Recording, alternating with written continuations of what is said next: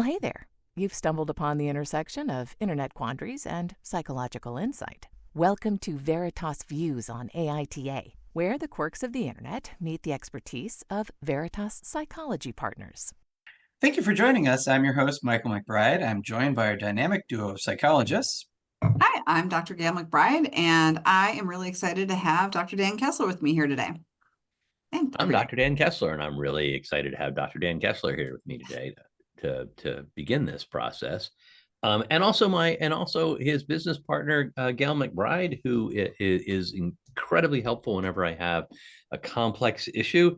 And I love that we're hosted by the most curious person I have ever met. Michael, do you have an internet quandary for us today? I'm guessing you do. I do. Thank you. Yeah, I appreciate the warm introduction as well. So for anybody who doesn't know what we're talking about here, we're going to talk about Am I the Asshole? Which, in short, somebody posts a scenario that happened to them in real life and says, who's the asshole in this situation? And that's what we're hoping to determine. Also, if you're new, stick around through the credits. We always have some bonus conversation. I know Gayle has something cooked up that she's going to ask Dan about. So we'll see what happens there. But right now, neither Dan nor Gayle have seen this particular topic before or read it or any of those things. So I'll just roll with it. The headline is, Am I the asshole for making my plane seat neighbor uncomfortable? So the person that sat next to this individual on an airplane. Plane seat neighbor. Uncomfortable? I got confused. Comfortable enough if you're doing it intentionally? I got confused by the whole plane. You know, the English language is such a conundrum. Yeah, I mean plane and okay. So PLANE. Yes. That I should have spelled it for you. That would have helped. So this one says, I am 45-year-old male, just got off a long flight, the kind where even the comfiest seats feel like torture racks. Now, I'm a big dude, not yet booked 2 seats level, but enough for plane seats to be absolute hell. Booked a window seat, figured the extra space would help there. The flight attendant assigns a woman to the middle seat. Nice person, we exchange greetings, no problems. Here's where things get tricky. Nature called a couple of times during the flight, and let's just say squeezing by in that cramped space is an exercise in contortionism at the best of times. The woman in the middle seat politely refused to get up whenever I needed to use the restroom, causing me to squeeze by her. The lady in the aisle seat was very accommodating and would get up anytime I or the lady in the middle needed to get up. Now I get it. Nobody wants some sweaty dude brushing past them. I tried my best to minimize contact, literally sucked in my gut and held my breath like I was underwater. But even with all the contorting, there was some unavoidable brushing past. At the end of the flight, the woman makes a passive-aggressive comment about personal space and how uncomfortable I made her feel throughout the flight. Honestly, I felt terrible. Didn't mean to make her feel that way, but what else was I supposed to do? Hold it for 8 hours? Ask her to physically get up since she repeatedly didn't get up and indicated I should squeeze by? I had no reason to think she was bothered by it. Am I the asshole for making her uncomfortable? Oh, so this gets back to that issue of mens rea that we've talked about, intent. And my initial brush with the clickbaity headline here was that there was some intent that this person was trying to make their seatmate uncomfortable, but there was no intent. In fact, the opposite. Give our listeners a brief on mens rea as 2 former forensic psychologists. Go. As 2 former forensic psychologists, you know, we often think about this concept of mens rea, which really is in legal terms whether or not you had the forethought and planful nature for the something, that you knew that what you were going to do would result in XYZ. So in this case, I had assumed that he had mens rea, that he was intentionally making his seatmate uncomfortable as opposed to unintentionally. So he did not have planful forethought in that.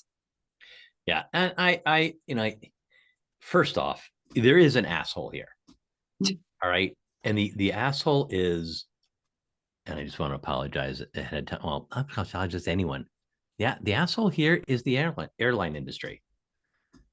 They have progressively shrunken what they refer to as seat pitch which is the distance between one seat and another seat, to such an outrageously narrow proportion that it really doesn't fit many humans. And humans, like, we do come in a variety of sizes. And it, I don't want to shame this man for being a larger fellow. I'm kind of lucky. I used to be 5'8", 5'7". These things happen. But even like putting my relatively not that big a person sized frame into an airplane seat can sometimes be hella uncomfortable. And there is unavoidable squeezing through and contact. And I'm mad. I mean, I like, come on, airlines. Can you do a better job of having seats that are comfortable for people? Well, I think that it cuts into profits, and we can get into a whole diatribe of things, right? But that's why they've had to shrink this, is ultimately every little inch, allows them to squeeze more jottle in, and I think that's problematic. And so, in the day and age where we are lining pockets of big businesses, that's what this was in interest of. But aside from that unavoidable factor at this point, I don't think that again, with lagging that mens rea, this guy didn't intend, but was aware of the outcome. And what I appreciate in this original poster is that he is aware that his larger frame already maybe encroaches on the personal space of someone in these teeny tiny little seats. As a smaller framed woman, I have been in said seat and felt like I needed to really pull in because someone was sitting next to me that I did not know, that was larger than me and just took up more space. And that's not they're not intentionally trying to encroach in my space. And I remember a flight in particular where a larger guy was sitting next to me. And, as much as he was going to try to suck it in and be small on our relatively small flight, there was no way that even the two of us were going to exist without bumping shoulders. And, I remember drinking my orange juice with my arm kind of locked at my side. And, and at one point the cup actually spilled ice on the other person. And I felt terrible because there's just nothing you can do about that space, even if you are the most accommodating of seatmates. So to make a stabbing comment at the end is really unkind. And she had a part in that relationship to have gotten up. No, I think that's exactly right. We need to, traveling can suck. And we're often crammed into spaces with lots of people. Sometimes we end up, you can't help but if you've ever lived in a big city, I used to live in DC isn't that big a city, but I used to commute on the metro. Beautiful, clean, wonderful system. But during rush hour, physical contact between people on the metro was nearly unavoidable. It wasn't like you see sometimes the Tokyo subway where they're literally pushing people in, but there were times when there was you were unavoidably going to be pressed up against another human being. There was nothing you can do other than being packed in those tight spaces. And airplanes are the same way. You can't always avoid contact with your neighbor in the seat. You're not always going to be able to avoid bumping into someone going in here and there. You want to minimize that and be as respectful as you can, which, at least by his description, OP has done.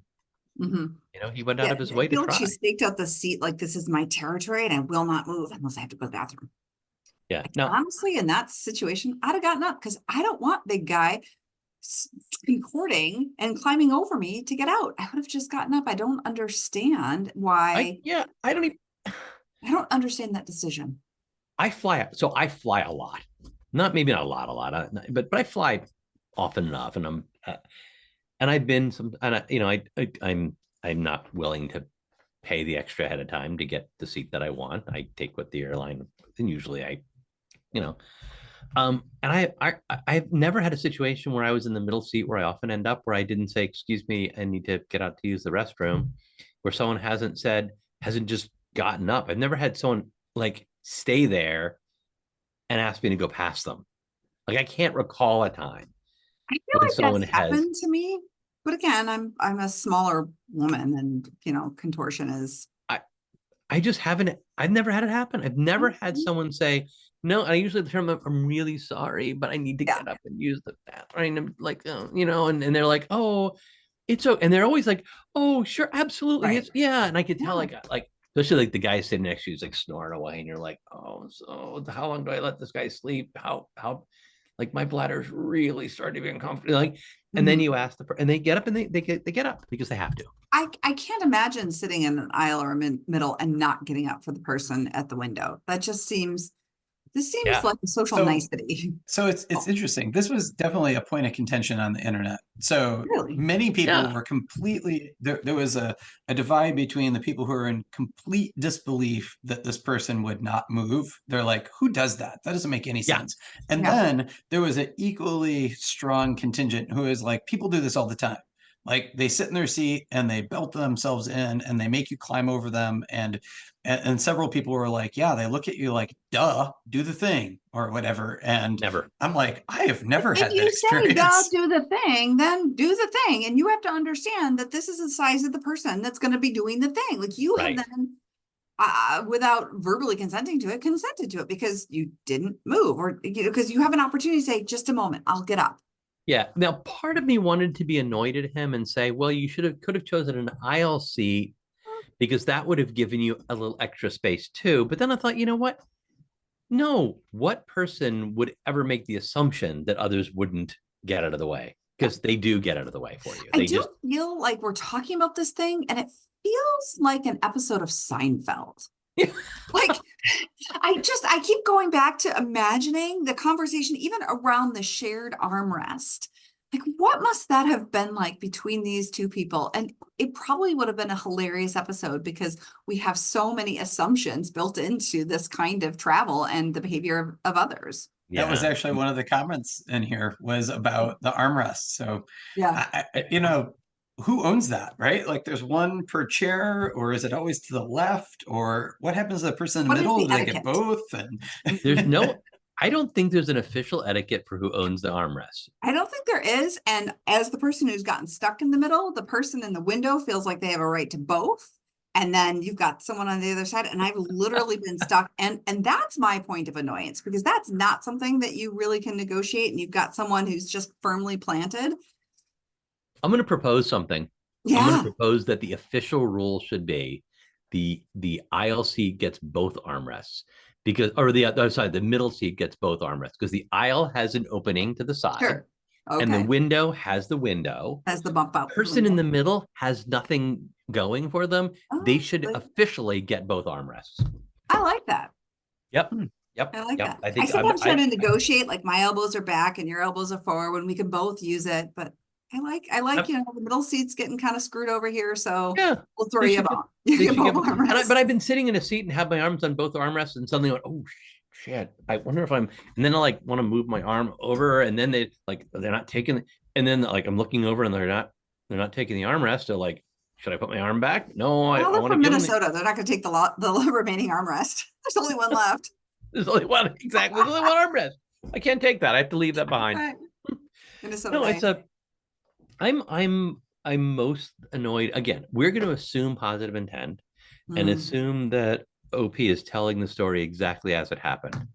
And Yeah. if the story happened exactly as it is, like no, you're not an asshole. You're a guy who's doing who's overweight and doing his best to be as considered as possible, but you got set next to someone who like grabbed a hold of their territory and clung to it.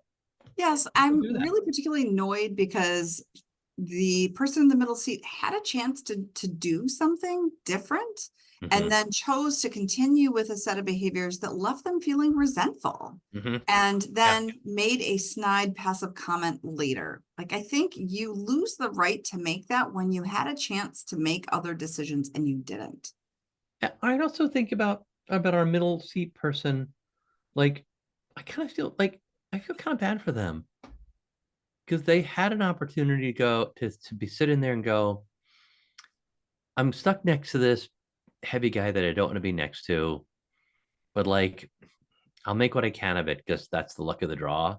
Mhm. And instead, they chose to take a path of resentment and irritation and anger and allowed that to probably fester for a good part of that 8 hours. They had an opportunity to just kind of be like, this sucks and no one Mhm. wants this, but it sucks. And instead they made it into this sucks and that guy is doing is doing something to me.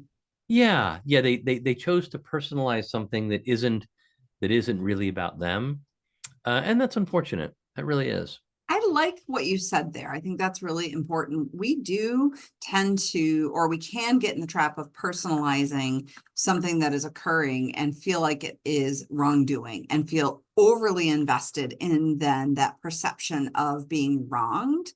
And it causes us to behave badly, as opposed to not even here necessarily assuming positive intent on the seatmate, but just understanding that this is a situation that is of everybody's outside of everybody's sort of making. Yeah. We're often seeking to figure out who's to blame. Even today we're doing this, that's right, part of human nature, to look for who there is to blame.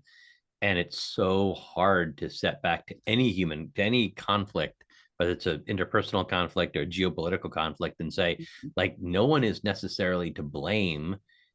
People have differing perspectives that are valid. How do we work with this without blaming anyone and try to figure this out in the best way we can? Yes. And they say, blame and shame also often go hand in hand here. And we've really neglected to look at where the problem exists, which is, again, the airline, the seats, and what seat pitch there actually is available to us as consumers, as opposed to this person did something to me. Yeah. So no, he's not an asshole. I'm pretty annoyed with her in the middle. I don't know enough about her to call her an asshole, but she made some choices here that were pretty petty, at least the way that she's described. She made some choices here that are pretty petty and completely unnecessary. Like, it would have been more, I would rather personally get up from my seat than have someone kind of climb over me. That's uncomfortable. And so you're not the asshole, OP. Michael, what were you going to add? Oh, I was going to ask one more etiquette thing, because air travel is, there's just so many things, and so many of the people in the comments, just talked about how uncomfortable air travel is, and, blah, blah, all kinds of stuff. Everything's miniaturized and so on. And several of them pointed to Fight Club, the movie or the book. There is a scene in there where Brad Pitt's character is passing somebody on the airline, and the question is, ass or crotch, which do I give you as I pass? And I was thinking this the whole time. And the same thing happens in this scenario, right? Like, which way do you turn when you are trying to squeeze by somebody? And is there a more polite way of passing when you're stuck in those situations?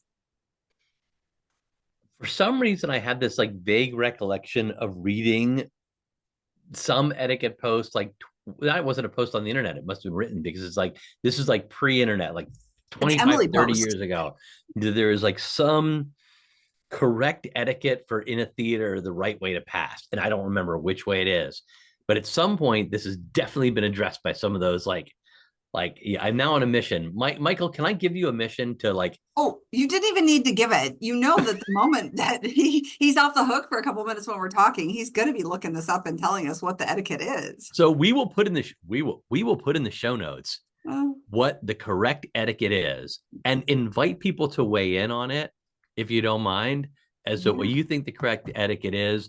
And I'm going to use your terminology here, ass or crotch, which one is going to be in the person's face, because that's neither is good.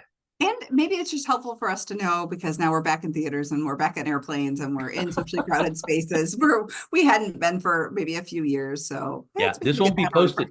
I'm flying in just a couple of days. This won't be posted before then. I won't know. Although I'm sure that our host here will have an answer for me.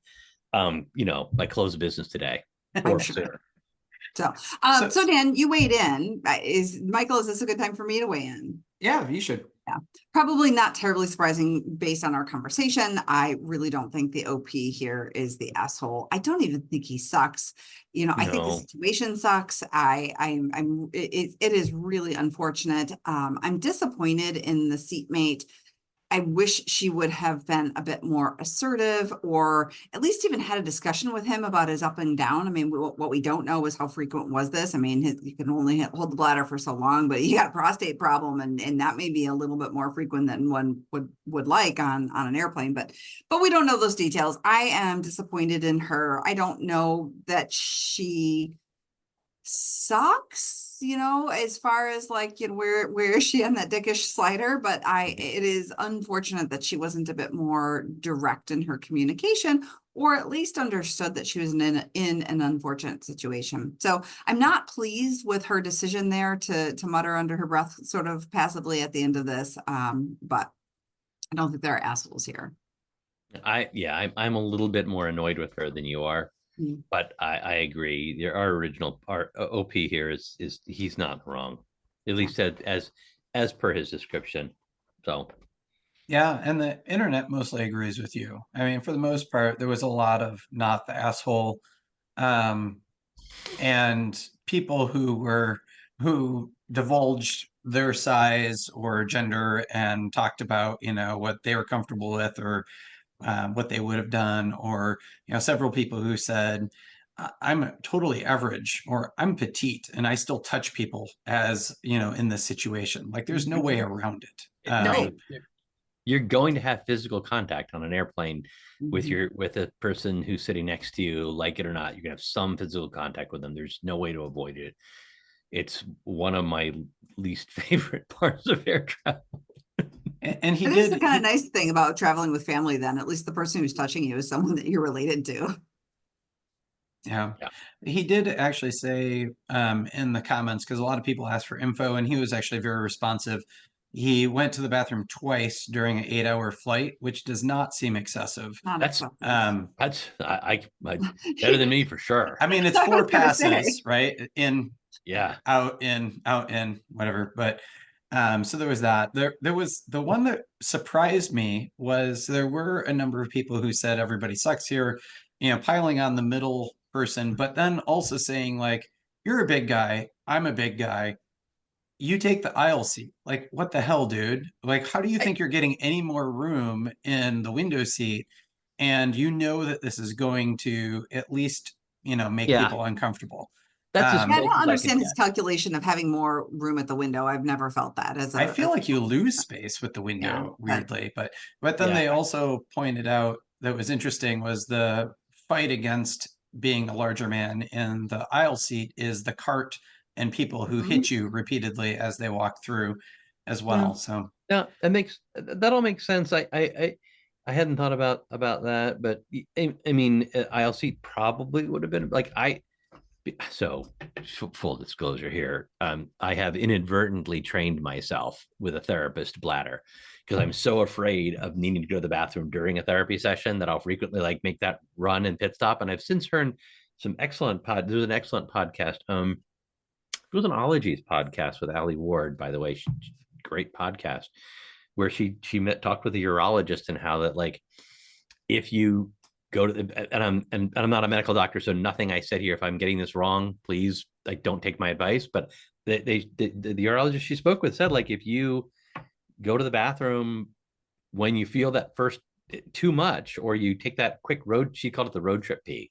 You take that just in case, you're kind of training your bladder to signal faster.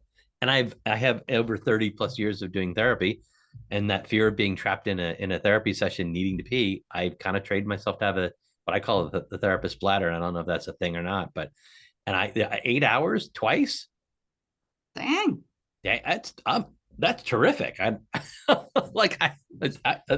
That'd be a personal goal of mine to make it only twice during an 8-hour flight. So I kudos to him for that. I would have had to gotten up at least 3 times during that flight. Yeah, the only other kind of feedback on the internet was there were a few people who said, no assholes here. Flights suck for everybody. She's just venting. She's probably not really upset at you. You were just an easy target or something. Maybe. So, I like that interpretation because it allows us to assume some positive intent about her that maybe I was perhaps missing somewhat. But still don't like passive comments. I think they're icky, but They're icky. I do think that comment is probably accurate. It's more reflective of the situation than truly her annoyance at him. May have been. It is Think of a hard. dog. I appreciate this today because it reminds me that since I will be traveling before this is broadcast, reminding me to try to be show as much grace to my fellow travelers as I can. Yeah. And not get overly annoyed with them. So there was the comedian Red Green always said, like, we're in this together, keep your stick on the ice, which always makes me smile. So, but anyway, thank you both again for a riveting debate and a glimpse into the collective conscious of the internet forums. Remember, morality is often shades of gray and not just black and white. Well, and in this case, it's relatively mundane, little things that sometimes can wind us up the most. Mm-hmm.